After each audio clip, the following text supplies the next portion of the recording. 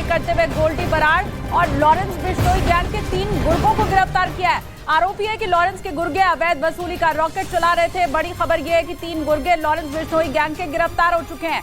ये बड़ी खबर और दिल्ली क्राइम ब्रांच की तरफ से ये अहम कार्रवाई हुई है। गोल्डी बराड़ और लॉरेंस बिश्नोई गैंग के 3 गुर्गों को गिरफ्तार किया गया। तस्वीरें इस वक्त हम आपको दिखा रहे हैं। ये आरोप इनके ऊपर लग रहा था कि अवैध तरीके से वसूली का रॉकेट ये तीनों चला रहे थे।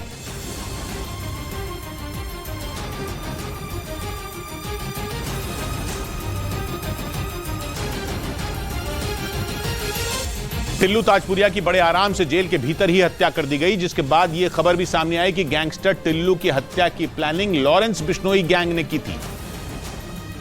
और लॉरेंस बिश्नोई गैंग के गुर्गों ने ही तिहाड़ के अंदर मौजूद इन चारों बदमाशों तक हथियार पहुंचाए। हालांकि पुलिस सूत्रों ने पहले यह दावा किया था कि इन चारों ने जेल की रॉड तोड़कर उसे घिस घिस कर नुकीला बनाया और उसी से 2 मई को टिल्लू को मौत के घाट उतारा। हालांकि पुलिस को यह शक है कि इन चारों तक ये हथियार बाहर से किसी ने पहुंचाए, जिसकी तलाश के लिए पुलिस इन चारों को तिहाड़ जेल लेकर पहुंची ताकि हत्या की पूरी प्लानिंग से पर्दा उठाया जा सके।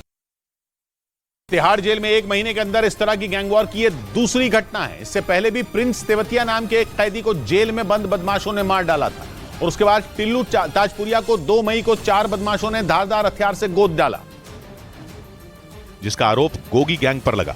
जानकारी के मुताबिक टिल्लू ताजपुरिया और गोगी गैंग का मुखिया जितेंद्र गोगी किसी वक्त पर अच्छे दोस्त थे, लेकिन दोनों के बीच हुई अनबन ने उन्हें दुश्मनों में बदल दिया। गोगी गैंग से जुड़े लोगों का आरोप है कि उनके मुखिया को दिल्ली की साकेत कोर्ट के बाहर गोलियों से भूनने वाला टिल्लू ताजपुरिया ही था। इसके बाद से ही गोगी गैंग से जुड़े बदमाश टिल्लू ताजपुरिया से अपने मुखिया के कत्ल का बदला लेने की फिराक में थे।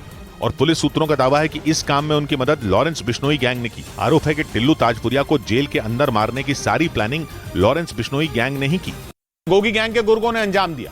पुलिस सूत्रों के मुताबिक टिल्लू को मारने वाले चारों आरोपियों की मदद किसी वक्त पर जितेंद्र गोगी ने की थी और माना जाता है कि उसके इसी एहसान के बदले उन्होंने टिल्लू ताजपुरिया को जान से मारने का काम अपने हाथों में लिया और उसे अंजाम तक पहुंचाया। हालांकि पुलिस सूत्रों का दावा है कि गोगी गैंग के लोग टिल्लू ताजपुरिया को भी कोर्ट के अंदर ही गोलियों से भूनना चाहते थे, पर पुलिस की कड़ी सुरक्षा की वजह से उनका प्लान फेल हो गया, जिसके बाद उन्होंने लॉरेंस बिश्नोई गैंग के साथ मिलकर टिल्लू ताजपुरिया को तिहाड़ जेल के अंदर ठिकाने लगाने की साजिश रची। हालांकि इस हत्याकांड के बाद पुलिस ने चारों आरोपियों को दबोच लिया था, साथ ही उन्हें न रोकने के आरोप में 10 जेल कर्मियों को भी सस्पेंड कर दिया था। तिहाड़ जेल में हुई टिल्लू ताजपुरिया की हत्या का असर देश की बाकी जेलों में भी देखने को मिल रहा है। आशंका जताई जा रही थी कि गोगी गैंग के बदमाशों ने तिहाड़ जेल में ही हथियार बनाए थे, जिसके बाद बाकी राज्यों की जेलों में भी सतर्कता बढ़ा दी गई। हरियाणा में तो जेल प्रशासन ने कैदियों को चम्मच देने से इनकार कर दिया।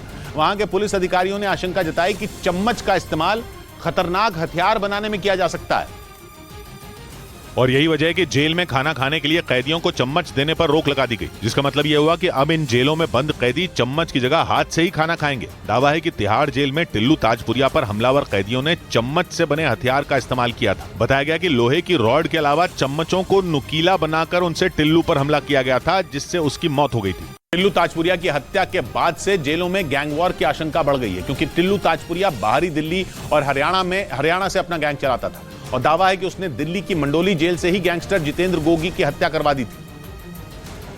बताया गया कि हरियाणा की 6 जेलों में गैंगवॉर का खतरा मंडरा रहा है, जिनमें फरीदाबाद, भोंडसी, नूह, रोहतक, पानीपत और सोनीपत जेल शामिल है। दावा है कि टिल्लू गैंग और उसके विरोधी गैंग से जुड़े कई गैंगस्टर हरियाणा की इन्हीं जेलों में बंद हैं।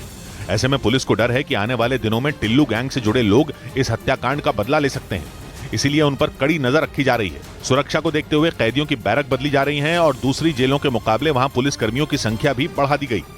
तिहाड़ जेल में टिल्लू ताजपुरिया की हत्या ने जेल प्रशासन की टेंशन बढ़ा दी है। यही वजह है कि दिल्ली और हरियाणा की जेलों में अलर्ट जारी कर दिया गया और टिल्लू ताजपुरिया के गैंगस्टरों के अलावा दूसरे कुख्यात गैंगस्टरों के गुर्गों पर भी निगरानी बढ़ा दी गई। बताया गया कि लॉरेंस बिश्नोई गैंग, नीरज बवाना, काला जठेड़ी और अमित डागर समेत कई ऐसे गैंगस्टरों की लिस्ट तैयार की गई है, जिनके गुर्गे हरियाणा की अलग अलग जेलों में बंद हैं। और आरोप है कि जेल में रहकर ही इन गैंग से जुड़े कैदियों ने एक दूसरे पर कई बार खतरनाक हमले कर दिए, जिनके खिलाफ अब जेल प्रशासन सख्त हो गया। बताया जा रहा है कि इन कैदियों की पेशी के लिए उन्हें कोर्ट नहीं लाया जाएगा, बल्कि उनकी पेशी वीडियो कॉन्फ्रेंसिंग के जरिए की जाएगी।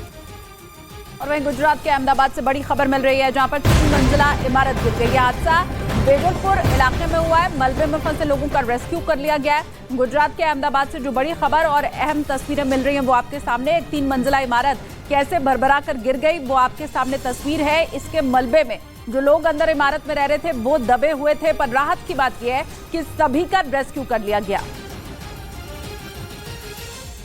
पश्चिमी मीडिया ने दावा किया कि पोलैंड में रूस की मिसाइल के टुकड़े मिलने के बाद दोनों देशों के बीच तनाव काफी बढ़ गया। पुतिन लंबे वक्त से पोलैंड को यूक्रेन की मदद के लिए अंजाम भुगतने की धमकी देते आए। लेकिन अब पश्चिमी मीडिया का दावा है कि पोलैंड में रूसी मिसाइल के टुकड़े मिलने से हड़कंप मच गया। बताया गया कि मिसाइल के टुकड़े उत्तरी पोलैंड के एक जंगल में मिले, लेकिन पोलैंड में रूस की मिसाइल के टुकड़े मिलना कोई छोटी बात नहीं है, क्योंकि पुतिन लगातार पोलैंड को धमकी देते आए हैं। हालांकि इसके बावजूद पोलैंड ने यूक्रेन को मदद पहुंचानी बंद नहीं की, लेकिन अब जब रूस की मिसाइल के टुकड़े पोलैंड में मिले तो खबर है कि दोनों देशों के बीच तनाव और ज्यादा बढ़ गया। नुकसान रूस को भी उठाना पड़ सकता है, क्योंकि पोलैंड अकेला नहीं है, वो नेटो का सदस्य है और पोलैंड की सीमा में मिसाइल दागने का मतलब ही है नेटो को ललकारना। और अगर रूस यूक्रेन जंग में नेटो के देश कूद गए तो दुनिया वो तबाही देखेगी जो अब तक नहीं हुई, क्योंकि नेटो में अमेरिका, ब्रिटेन, फ्रांस, जर्मनी और इटली जैसे ताकतवर देश शामिल हैं।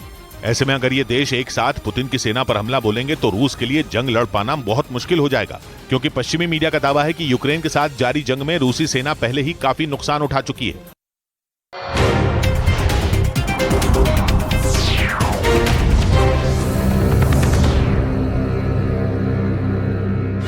कर्नाटक चुनाव में रहा किसका पलड़ा भारी? देखिए सबसे तेज, सबसे सटीक नतीजे सीधा काउंटिंग सेंटर से, सिर्फ न्यूज़ 18 इंडिया पर। जो कुछ भी पाकिस्तान में हुआ उसमें उनका कोई हाथ नहीं है। इमरान खान ने साफ कहा कि वो तो हिरासत में थे, इसलिए उन्हें इसकी कोई जानकारी तक नहीं है। यानी इमरान खान ने कोर्ट को यह दिखाया कि 48 घंटों में पाकिस्तान में जो भी हुआ उसमें उनकी कोई भूमिका नहीं थी, लेकिन सुप्रीम कोर्ट की इमरान खान पर मेहरबानी वहां की सरकार को पसंद नहीं आई। मरियम नवाज ने ट्विटर पर अदालत को ही कटघरे में खड़ा कर दिया। उन्होंने चीफ जस्टिस ऑफ पाकिस्तान पर तीखी टिप्पणी की और इमरान खान को 6000 करोड़ का चोर भी बता दिया। लेकिन मरियम के ट्वीट में शहबाज सरकार की झुंझलाहट साफ दिखाई दी।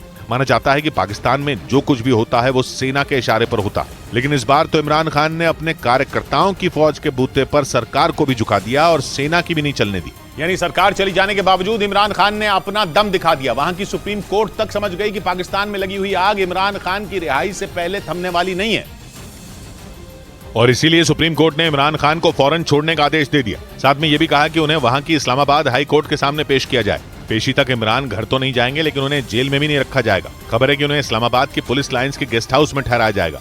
यहाँ तक कि 10 लोगों को उनसे मिलने की इजाजत भी दी जाएगी। मतलब ये कि इमरान खान घर भले ना पहुंचे, लेकिन उनकी रिहाई तो हो गई। उनकी पार्टी और उनके समर्थक उनकी रिहाई को एक बड़ी जीत मान रहे हैं, क्योंकि इमरान खान के समर्थन में पूरा पाकिस्तान खड़ा हो गया। लगातार तीसरे दिन जगह जगह आगजनी और तोड़फोड़ की घटनाएं हुई। पाकिस्तानी सेना और पुलिस के सामने ही कई शहरों में इमरान खान की पार्टी पीटीआई यानी पाकिस्तान तहरीक इंसाफ के कार्यकर्ताओं ने जमकर उत्पात मचाया, जिसकी वजह से पूरे पाकिस्तान में हालात और बिगड़ गए। इमरान खान की गिरफ्तारी के विरोध में तीसरे दिन सबसे ज्यादा बवाल लाहौर में हुआ। वहां पीटीआई के सैकड़ों कार्यकर्ताओं ने पूरे शहर को बंधक बना लिया, जगह जगह गाड़ियों में आग लगा दी, बीच सड़क पर बड़े बड़े ट्रकों को खड़ा कर उन्हें आग के हवाले कर दिया। पाकिस्तान पुलिस और सेना के जवान जब उन्हें रोकने पहुंचे तो उन पर जमकर पत्थरबाजी भी की। इसके बाद सुरक्षा बल के जवान प्रदर्शनकारियों पर सख्त एक्शन लेने लगे। उन्होंने पीटीआई कार्यकर्ताओं को खदेड़ने के लिए उन पर पानी की बौछार शुरू कर दी। लेकिन गुस्साए पीटीआई कार्यकर्ताओं पर इस सख्ती का कोई असर नहीं हुआ। वो तो हंगामा करने के मकसद से ही सड़कों पर उतरे थे, और इसीलिए जब उन पर पानी की बौछार शुरू की गई तो वो कुछ देर के लिए छिप गए। थोड़ी देर बाद उन्होंने फिर से पत्थरबाजी शुरू कर दी, जिसे रोकने के लिए उन पर आंसू गैस के कई गोले दागे गए। इसके साथ ही पीटीआई के कई कार्यकर्ताओं को हिरासत में ले लिया गया। वहीं एक दूसरे इलाके में प्रदर्शनकारियों ने एक सरकारी गाड़ी में आग लगा दी, जिसके बाद उसमें जोरदार धमाका हुआ। बताया गया कि सेना की उस गाड़ी में उपद्रवियों से निपटने के लिए विस्फोटक सामग्री रखी हुई थी। इसी वजह से धमाका इतना तेज हुआ कि पूरे इलाके में दहशत फैल गई। लेकिन